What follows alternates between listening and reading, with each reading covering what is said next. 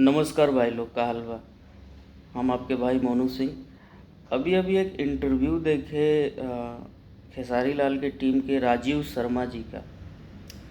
बहुत ही अच्छा इंटरव्यू था मेरे हिसाब से।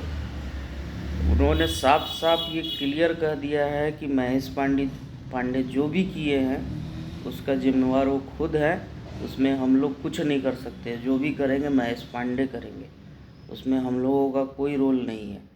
क्योंकि क्या चैटिंग हुआ है, क्या बात हुआ है, कैसे वो मिलने गए हैं, वो सारा रिस्पॉन्सिबिलिटी उनका है, हमारा कुछ भी नहीं है। रहा बात, दूसरी बात है सौरभ ऐश्वर्या का, जो इतनी अभद्र तरीके से गाली गलौज कर रहा था ऑनलाइन आके लाइव में, सबको गाली दे रहा था और बहुत गंदी गंदी गालियाँ देता है वो।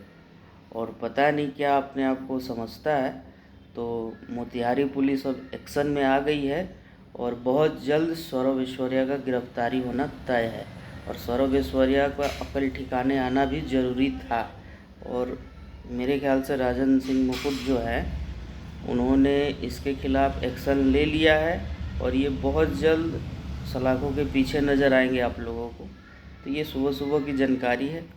बाकी पवन सिंह का गाना आज बोलबम का आ रहा है, बहुत ज़बरदस्त गाना है वो। उसको गाने को सुनिए और ढेर सारा प्यार आशीर्वाद दीजिए। जय भोजपुरी, जय।